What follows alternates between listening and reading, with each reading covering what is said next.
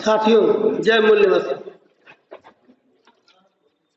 मैं यहाँ आया, मैं बोलने के मूड में नहीं था। धर्मेंद्र जी ने इंसिस्ट किया कि कुछ आप बोलिए। मैं लोगों को सुनते सुनते मैंने जो चीज़ नोटिस की मैंने बताना चाहता हूँ। मैं यहाँ के नंबर देख के एक बात मेरे समझ में आई कि हम अधिवक्ता समाज कहते हैं, मगर हम अधिवक्ताओं की संख्या कम है। और ये चीज़ अब समझ में आती है क्यों। जब समाज में अधिवक्ता सबसे जागृत रूप से सिर्फ एक व्यक्ति बाबा साहब ने शुरू किया, तो उस एक व्यक्ति की ताकत को हर किसी ने पहचाना। आज उस ताकत की देन है कि उस एक आदमी के संघर्ष ने हमें कहां लाके खड़ा किया। इस चीज को शासक वर्ग ने पढ़ा और समझा और जाना कि अगर एक की परेशानी ऐसी है, अगर एक जगह इतनी समस्या खड़ी किया, अगर सारे अधिवक्ता बहुजन के एक सुर में एक जैसे हो जाएंगे तो क्या होगा।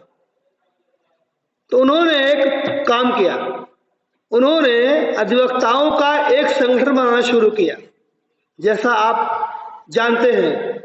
और वो अधिवक्ता, जैसा कि पूर्व के वक्ता ने भी बोला कि सबसे जागृत व्यक्ति अपना काम करते हुए आजाद रूप से बगैर डर के काम करने वाला आदमी है। तो उनके दिमाग में था कि इसके नाम के साथ साहब लगा हुआ है, समाज में इसकी एक पकड़ है और लोग इसकी बात मानते भी हैं। अधिवक्ता एक ऐसा व्यक्ति होता है जो सामाजिक रूप से जनता के करीब होता है, उससे लोग मिलने आते हैं, राय लेने आते हैं, उसकी बात पर विश्वास भी करते हैं। अगर वो सादे पन्ने पे कह दे साइन कर दो, साइन कर देते हैं। बेटे को नहीं देंगे मगर उसको जरूर दे देते हैं। तो राजनीतिक दलों ने एक संगठन बनाना शुरू किया अधिवक्ताओं का, और उनका इस्तेमाल किया अपने एजेंडे को फैलाने के रूप में। जिस अधिवक्ता का काम था समाज में फैली हुई बुरी व्यवस्थाओं का विरोध करना, उसका उन्होंने पार्टी कार्यकर्ता बनाकर एजेंट बनाकर रख दिया। और जब पार्टी का भी पाएगा तो विरोध करेगा। जैसा कि जो लोग मेरे साथ एनआरसी और सीएए में गए थे, उन लोगों ने महसूस किया होगा कचहरी के मोस्टली अधिवक्ता उस समय या तो घर जाके बैठते थे, लॉकडाउन का दौर था, लोग घर बैठते थे, और जो आ भी गए अगर किसी अन्य पार्टी के संगठन में शामिल थे, जब लोग कहते थे कि आज विरोध करना है तो उस दिन वो आते थे, बाकी दिन नहीं आते थे। हमने यह भी देखा कि जो लोग एनआरसी का सीएए का समर्थन कर रहे थे, उसमें जो अधिवक्ता थे वो सबसे अधिक अधिवक्ता वर्गों ने इसका समर्थन किया जो हमारे खिलाफ काम कर रहे थे। ये समझने की बात है कि वो अपने अधिवक्ताओं को तो जगा ले जाते हैं, आपके अधिवक्ताओं को सुला देते हैं। अभी एक बात आई, पार्टी, अब अधिवक्ता जो होता है, पार्टियों का जब एक संगठन मेंबर बनता है तो पार्टी कहती है कि आज आपको ये काम करना है। मैं नाम नहीं लूंगा, एक बार विरोध हो रहा था तो हमने कहा भाई ईवीएम पर बोलूंगा, तो एक नेता ने कहा मत बोलिएगा, ईवीएम बात बिगड़ जाएगी। तो उन्होंने कहा ठीक है, तो मैं गया जरूर मगर बोला नहीं, चला आया। तो अब जब अधिवक्ता किसी पार्टी का मेंबर बनता है, संगठन का मेंबर बनता है, उसका एजेंडा ऊपर से तय होके आता है, तो वो बढ़िया मजदूर की तरह काम करता है। जैसा वो कॉन्ट्रैक्ट सिस्टम में होता है, इतना ही काम करना है, इससे अधिक नहीं करना। तो ये समस्या खड़ी होती है, जिसका दिमाग हमारे समाज के सबसे निचले तबके को उठाने में होना चाहिए था, वो उनको उठाने की बजाय खुद को उठाने में लग जाता है कि मैं कितना काम कर लूं कि पार्टी मुझे खुश होकर मंत्री बना दे। वो मंत्री बन जाता है, मगर अभी साहब ने कहा कि विधान परिषद का मेंबर नहीं बन पाता। हर जगह बार एसोसिएशन है, हर जगह वकीलों की संख्या है, कहीं कम नहीं है, लेकिन शिक्षक संघ वाले हल्ला मचा कर लिए। हमारे अधिवक्ताओं ने एक बार विधान परिषद में जाने की बात नहीं उठाई, क्योंकि हम अलग अलग संगठनों के होने की वजह से आज हमारे संग यहाँ पर एक बैरिस्टर दिवस है। बाबा साहब का बैरिस्टर 100 साल हो गया करते हुए, उनको ये समझ में नहीं आया, उनको समझ में आया पार्टी ने कहा तो हम चले आते। पार्टी कहेगी तो जाएंगे, नहीं तो नहीं जाएंगे। ये गुलामों वाली मानसिकता उन्होंने हम अधिवक्ताओं में पैदा कर दी, जिसकी वजह से हमको आज विचार गोष्ठी ये रखनी पड़ी कि ये हुआ क्यों। दूसरी चीज, अधिवक्ता समाज का जानकार व्यक्ति होता है। अगर वो कहता है कि ये कानून में गलत है तो तर्क देता है।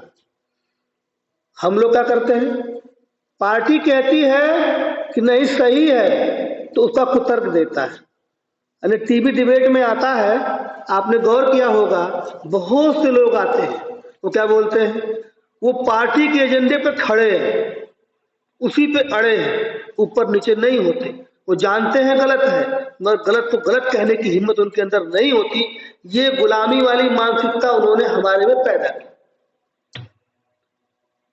और इस तरह से हमारे बहुजन समाज के अधिवक्ताओं में ये सबसे अधिक चीजें पाई गई।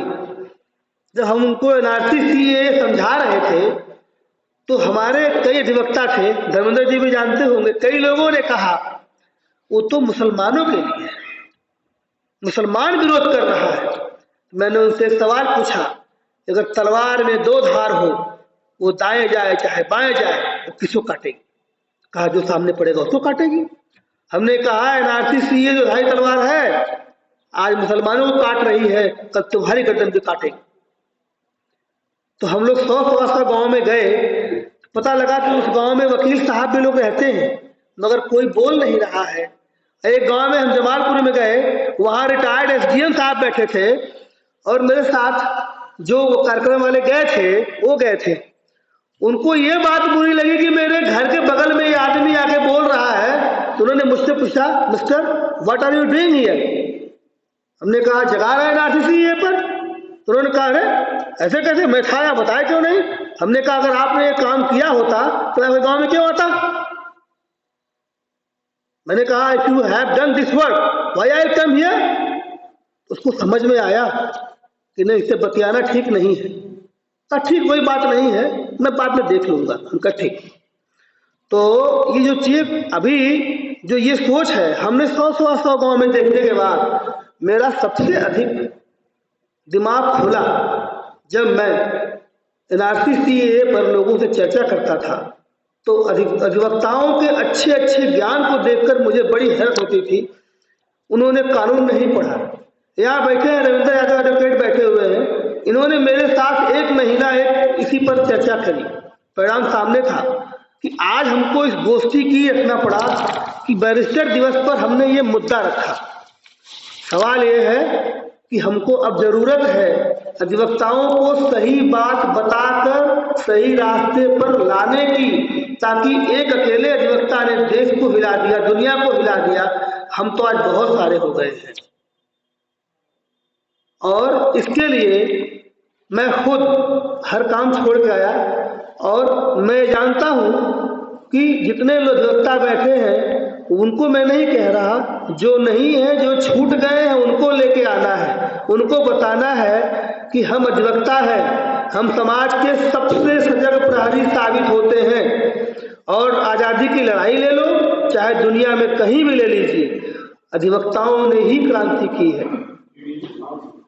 और अगर जिस दिन हम ये करना शुरू कर देंगे, हमारे लोग हमारे साथ जाना शुरू कर देंगे, हमको उस दिन इस गोष्ठी की जरूरत नहीं पड़ेगी। वो हर गांव, हर गली, हर मोहल्ले, हर कूचे पर, हल पर होती आएगी। और इस उम्मीद के साथ कि आप लोग अपने अधिवक्ता समाज को किसी पार्टी, किसी सोसाइटी, किसी व्यक्ति का बंधुआ बनने से रोकने, उनको जगाने का काम करेंगे, ताकि हम सामाजिक संघर्ष के कार्यक्रम को आगे बढ़ा सकें। अपनी वाणी को विराम देता हूं। जय माता।